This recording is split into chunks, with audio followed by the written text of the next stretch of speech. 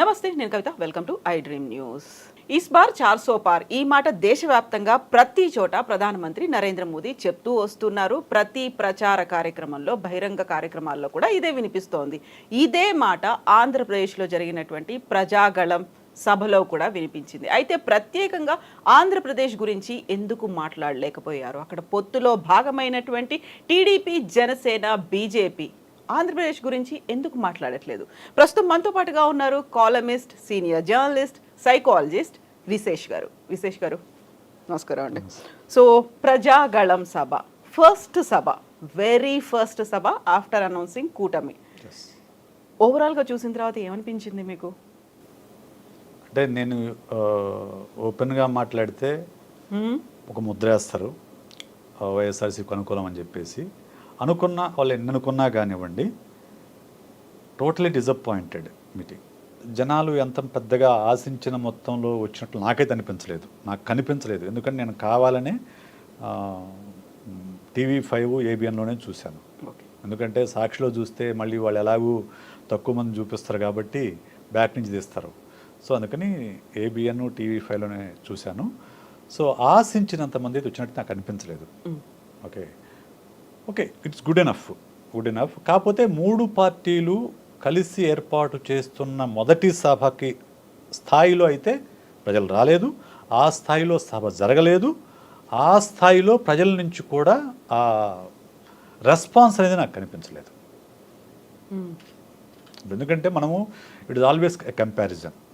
So ఇంతకు ముందే మనం సిద్ధం సభలు చూసాం వైఎస్ఆర్సీపీవి. దానికి పోటీగా ఇప్పుడు యువగళం సభలో, జనగళం సభ కదా, ప్రజాగళం సభలు చూస్తున్నాం. సో ఈ రెండింటి కంపేర్ చేస్తాం ఆటోమేటిక్గా.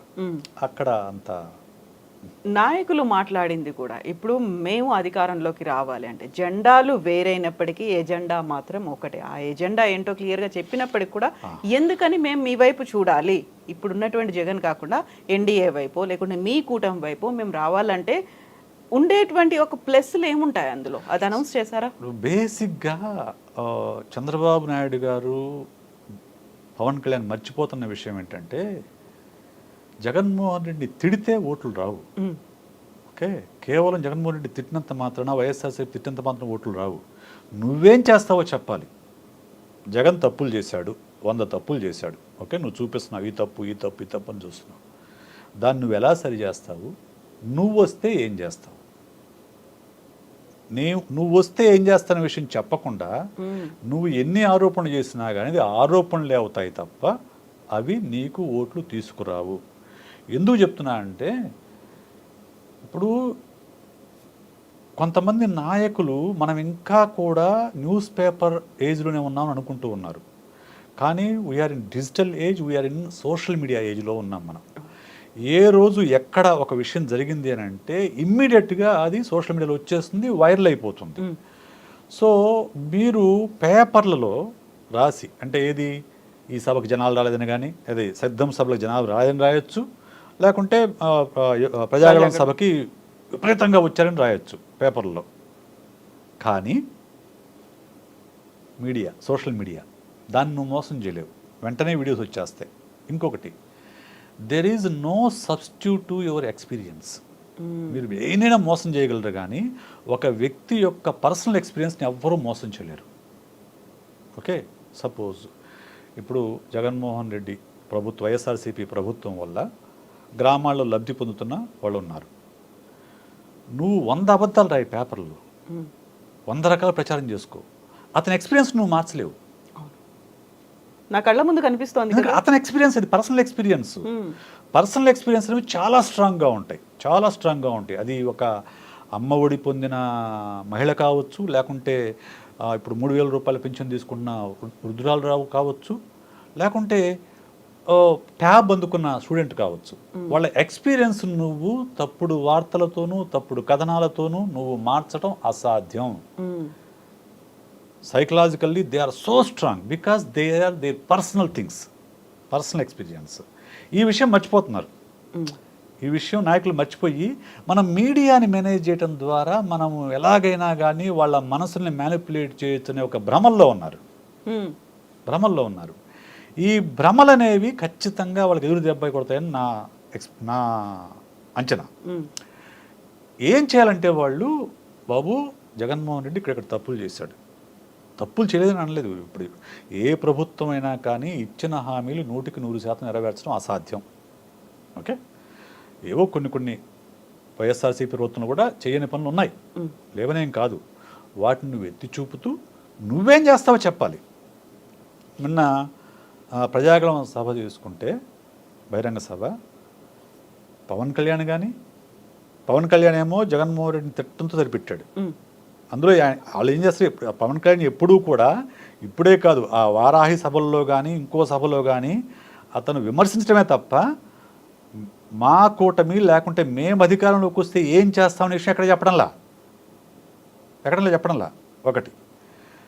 ఇక చంద్రబాబు నాయుడు గారు అయితే పూర్తిగా మోడీ గారిని ఆకాశంలోకి ఎత్తడం సరిపెట్టాడు. ఆయన మోదీ గారిని ఆకాశం ఎత్తి, మోడీ గారు అపర అంశ, లేకుంటే ఆయన భారతదేశాన్ని 3వ స్థానంలో తీసుకొచ్చాడు, విశ్వగురుగా మారుస్తున్నాడు అసలు అని మోడీ అని చెప్పేసి అసలు ఆయన ఉపన్యాసంలో 35 వంతు అదే ఉంది. సో కానీ ఎక్కడ కూడా ప్రధాన సమస్యలైన విశాఖ ఉక్కు కానీ, లేకుంటే స్పెషల్ స్టేటస్ కానీ, పోలవరం కానీ, లేకుంటే ఇంకోటి కానీ ఏది కూడా ప్రస్తావన లేదు. రైట్. ఇక అతి ముఖ్యమైన వక్త మోదీ. ఆయన మాట్లాడిన మాటల్లో కూడా ఎక్కడా కూడా ఆయన ఎన్డీఏలోకి టీడీపీ వచ్చిందని చెప్పాడే తప్ప టీడీపీ దగ్గర మేము కొట్టమని చెప్పలా. మీరు గమనించండి. అవును, ఇప్పుడు యాక్చువల్గా ఏపీ వరకు వచ్చేసరికి టీడీపీతో ఈ 2 పార్టీలు జతకట్టాయి. టీడీపీ ప్రధాన పార్టీ, దాంతో జనసేన బీజేపీ జతకట్టాయి కదా. కానీ ప్రధానమంత్రి మాటల్లో మాత్రం టీడీపీ వచ్చి మా ఎన్డీఏలో కలిసి చెప్పాడు తప్ప మేము చంద్రబాబు కలిసి అని చెప్పలే ఎక్కడ కూడా.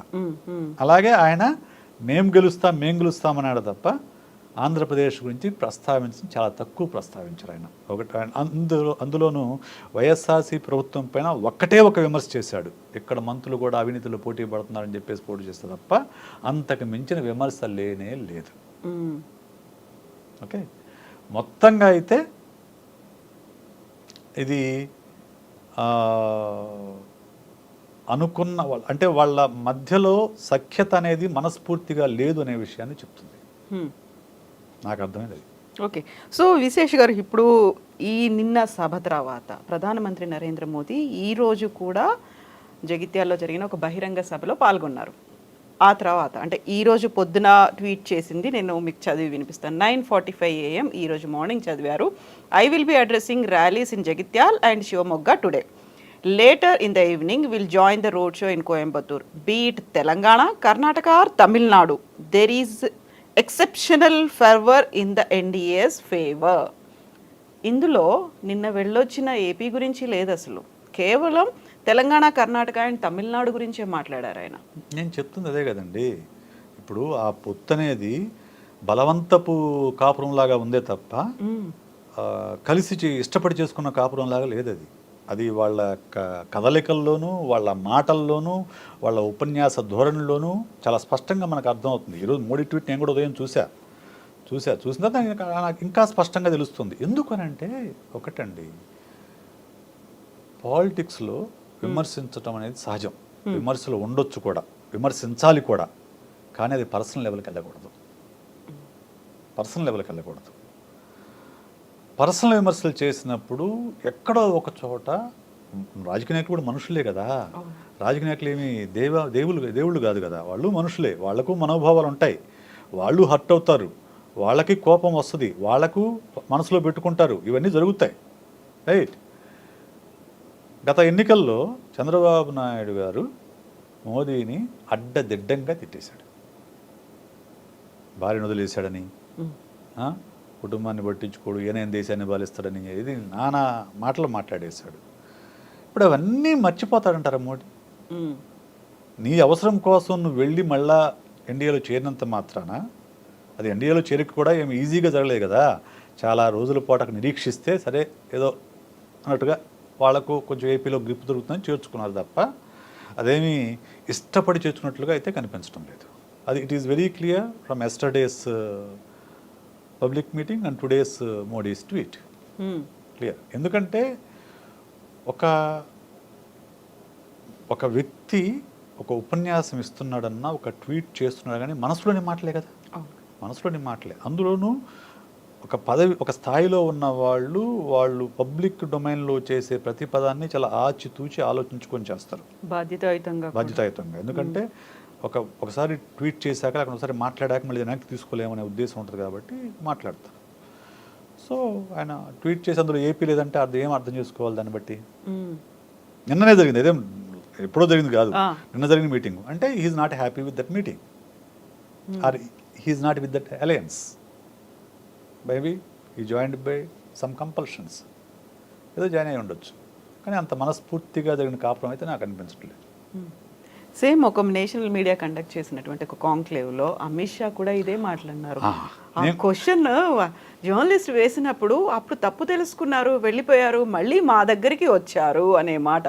అదే ఇప్పుడు నేను అంటుంది అదే. ఇప్పుడు చంద్రబాబు వెంటబడి లేకుంటే పవన్ కళ్యాణ్ ముందుబడి తీసుకెళ్ళి ఎన్డీఏలో జాయిన్ అయ్యారు తప్ప ఎన్డీఏ వాళ్ళు వీళ్ళని ఆహ్వానించలేదు. బీజేపీ ఆహ్వానించలా చంద్రబాబుని. పవన్ కళ్యాణ్ తీసుకెళ్ళి లేకంటే చంద్రబాబు ముందుబడి మాకు మీతో అలయన్స్ కావాలి కావాలి కావాలి అని చెప్పేసి ఢిల్లీలో మకాం వేస్తే వాళ్ళు జాయిన్ చేసుకున్నారు. సో ఖచ్చితంగా వాళ్ళు చిన్న చూపు ఉంటుంది. మేము పిలిచాము మిమ్మల్ని. మోరోవర్ ఇప్పుడు ఆయన బయటకు వచ్చేటప్పుడు ఊరికే రాలే కదా, విభేదాలు ఉండటం సహజం. నేను అది రాజకీయ పార్టీలు అనేవి ఎత్తుగడలు వేసుకుంటాయి, సమయానుకూలంగా వాళ్ళు అలయన్స్ను మార్చుకోవచ్చు, అది రాజకీయం. కానీ ఆ సందర్భంగా చేసిన వ్యాఖ్యలు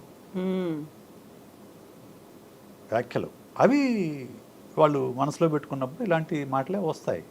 సో వాళ్ళు వచ్చారు, సరే అని చేర్చుకున్నాం అన్నాడు అంతే అమిత్ షా. వాళ్ళు వచ్చి అప్పుడు వెళ్ళారు, మేము ఇష్టం లేదని వెళ్ళిపోయారు బయటికి. ఇప్పుడు వాళ్ళు తప్పు వాళ్ళు తెలుసుకున్నారు, వస్తామన్నారు, సరే అని చేర్చుకున్నాం అన్నాడు. అంటే that shows the downfall of Chandrababu Naidu అంతే. అండ్ హౌ ఫార్ ఈజ్ ఎంత ఆయన కిందికి వెళ్ళిపోయాడు అనేది అది దాన్ని బట్టి మనం అర్థమవుతుంది. రాజకీయాల్లో శాశ్వత శత్రువులు కానీ శాశ్వత మిత్రులు కానీ ఉండవంటారు. అట్లాంటి టైంలో భవిష్యత్తులో మళ్ళీ అవసరం వస్తాయి అనుకున్నప్పుడు ఒక ఫెయిర్గా గుడ్ బై చెప్పాల్సినటువంటి అవసరం ఉంటుంది. లేదు ఎందుకు విడిపోతున్నామో చెప్పాలి, ఎందుకు కలుస్తున్నామో కూడా చెప్పుకోవాల్సిన అవసరం ఉంటుంది. అది కేవలం వాళ్ళ అలయన్స్ కాదు, ఇదంతా పబ్లిక్కి సంబంధించి ఉంది. అండ్ ఈ ప్రభుత్వాన్ని మేము దించాలి, మేమే రావాలి అనుకున్నప్పుడు ఎందుకు దించాలి, మీరు ఎందుకు రావాలి, మీ దగ్గర ఉన్నటువంటి ఫెయిర్ పాయింట్స్ ఏంటి, అది కూడా వెల్లడించాల్సిన అవసరం ఉంటుంది కదా. బేసిక్గా వీళ్ళ నాయకులు ఏమనుకుంటున్నారంటే అండి, నాకు అర్థమవుతుంది చంద్రబాబు నాయుడు మాటలు కానీ లేకుంటే పవన్ కళ్యాణ్ మాటలు కానీ లేకుంటే వీళ్ళ మాటలు విన్న తర్వాత నాకు అర్థమవుతుంది ఏంటంటే, మనం మీడియాని మేనేజ్ చేయగలిగితే మనం పవర్లోకి రావచ్చని వాళ్ళు అనుకుంటున్నారు. వాళ్ళు ఇంకా పాతకాలంలో ఉన్నారు, చాలా పాతకాలంలో ఉన్నారు. ఎందుకంటే ఎప్పుడైతే నిన్న చంద్రబాబు నిన్న మాట్లాడిన వెంటనే ఫేస్బుక్లో వీడియో వచ్చేసింది. 2019లో ఆయన ఏం మాట్లాడాడు మోడీ గురించి, ఇప్పుడు 24లో ఏం మాట్లాడేది వెంటనే మేము వచ్చేసింది. ఒక 3 minutes ఏమో వీడియో వచ్చేసింది. ఓకే, అది ఎలా అవుతుందంటే నీకు టీవీలో వచ్చేది నువ్వు ప్రత్యేకంగా టీవీ ఆ టైం కూర్చొని చూస్తేనే నీకు అది తెలుస్తుంది. వేరే సోషల్ మీడియాకి అవసరం లేదు. నువ్వు ఒక యూట్యూబ్లోనో లేకుంటే ఫేస్బుక్లోనో లేకుంటే ఇన్స్టాగ్రామ్లోనో నువ్వు పోస్ట్ చేస్తే అవతల ఉండే ఓటర్ లేకుంటే ఆ వ్యక్తి తనకు నచ్చిన టైంలో తను ఖాళీగా ఉన్నప్పుడు దాన్ని ఓపెన్ చేసి చూసుకుంటాడు. Right, media is at your hand, at your own hand social media. అలాంటప్పుడు మీడియా కంటే కూడా సోషల్ మీడియా ఎక్కువ ప్రభావం చూపుతుంది ఇప్పుడు ఈ రోజుల్లో. అలాంటి సోషల్ మీడియాలో నువ్వు ఎన్నిసార్లు మాట మార్చావనేది వాళ్ళు స్టెప్ బై స్టెప్ సంవత్సరం సహా వేసుకొని వస్తున్నప్పుడు నీ క్రెడిబిలిటీ లేకుంటే ఇన్క్రెడిబిలిటీ, నీ ఇన్కన్సిస్టెన్సీ అది బట్టబయలు చేస్తుంది. ఏ రాజకీయ నాయకుడు కానివ్వండి, I'm not talking about Chandrababu Naidu, ఏ రాజకీయ నాయకుడు కానివ్వండి, అది మర్చిపోతున్నారు వీళ్ళు, దాన్ని మర్చిపోతున్నారు. ఇదే మోదీ యూటర్న్ బాబు అని చాలా సార్లు కూడా అన్నారు కదా. అరే మోడీ చెప్పాడు కదా, పోలవరం ఏటీఎంగా మార్చుకున్నాడని చెప్పాడు. సో విపరీతంగా అవినీతికి పాల్పడ్డాడని చెప్పాడు, బాబుని నమ్మొద్దని చెప్పాడు. అందుకని ఈ మీటింగ్లో కూడా మోడీ అని ఎక్కడ చంద్రబాబు నాయుడు పొగడలేదే, ఎక్కడా పొగడలేదు. ఆయన మామూలుగానే మా క్యాజువల్గా తన ఎన్డీఏ గురించి తను మాట్లాడుకున్నాడు, తన ప్రభుత్వం గురించి మాట్లాడుకున్నాడు, తన 420 సీట్స్ గురించి మాట్లాడుకుని వెళ్ళిపోయాడు. 400 రావాలంటే మీరు ఓటేయాలని చెప్పారు. అని చెప్పాడు. సో అదంతా దేశవ్యాప్తంగా మేము మళ్ళీ మూడోసారి ప్రధాని కావడానికని. ఇప్పుడు విశేష్ గారు మీరు ఒక మాట అన్నారు, మీడియా ఒకటి సెట్ చేస్తోంది, ఇదే వినాలి, ఇదే చూడాలి, మేమేం చెప్తున్నామో అదే రీచ్ అవ్వాలి. ఒకప్పుడు ఎజెండా సెట్టింగ్ అనేది మీడియా చేసేది, అది ప్రాపర్గా ఉండేది, ప్రజల సమస్యల మీద ఉండేది, ప్రజలకు ఏం కావాలో వాటి గురించి ఉండేది. ఇప్పుడు మేమేం చెప్తున్నామో, మేమేం చూపిస్తున్నామో అదే చూడండి, అదే వినండి అనుకున్నప్పుడు ప్రజలు అంత ఈజీగా ఏం చెప్తున్నారు, ఏం చూపిస్తున్నారు దాన్నే విని నమ్మి గుడ్డిగా ఫాలో అయిపోతారా? అదేనండి నేను అనేది, మీడియా యజమానులు కూడా ఎక్కడున్నారంటే పాతకాలంలోనే ఉన్నారు. ఎందుకనంటే 1983 తెలుగుదేశం పార్టీ వచ్చినప్పుడు మీడియా ఎజెండా సెట్ చేసింది. ఓకే, మ్యానుఫ్యాక్చరింగ్ కన్సెంట్ అని నోమ్ చోమ్స్కీ అనే లింగ్విస్టిక్, అమెరికన్ లింగ్విస్టిక్ ఎప్పుడో పుస్తకం రాశాడు. అంటే how media shapes the mind set of the public అని చెప్పేసి. ఓకే, సో అదే మార్గంలో అప్పట్లో ఈనాడు ప్రజల మైండ్ సెట్ని ఇన్ఫ్లుయెన్స్ చేయగలిగింది, no doubt about it. Okay, కానీ ఈరోజు ప్రజలు అలా లేరు. ఈరోజు ప్రజలు అలా లేరు. నేను అంటుంది ఏంటంటే, మ్యానుఫ్యాక్చరింగ్ కన్సెంట్ అని చెప్పేసి నోమ్ చోమ్స్కి ఎప్పుడో రాశాడు ఒక పుస్తకం. అదే మార్గంలో ఈనాడు కూడా 1983లో తెలుగుదేశం వచ్చినప్పుడు సెట్ చేసింది, ఎజెండా సెట్ చేసింది, ప్రజల మైండ్ సెట్ ఇన్ఫ్లుయెన్స్ చేయగలిగింది. ఎందుకు? అప్పుడున్న ప్రధాన మీడియా అదే ఒకటే కాబట్టి. ఓకే, ఈవెన్ ఆ తర్వాత కూడా ఒక దశాబ్ద కాలం పాటు ఈనాడు చెప్పిందే, రాసిందే రాత, లేకుంటే చూపించిందే వార్త అయ్యింది. కానీ ఇప్పుడు అలా లేదు. మీడియా యాజమాన్యం అది గుర్తించట్లా. వాళ్ళు ఏం రాస్తున్నారు?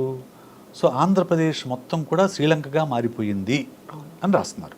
సో మీడియా యాజమాన్యాలు కూడా అదే భ్రమల్లో ఉన్నాయి, మనం చూపించింది ప్రజలు నమ్ముతారని చెప్పేసి. నేను ముందే చెప్పాను, there is no substitute to experience, personal experience.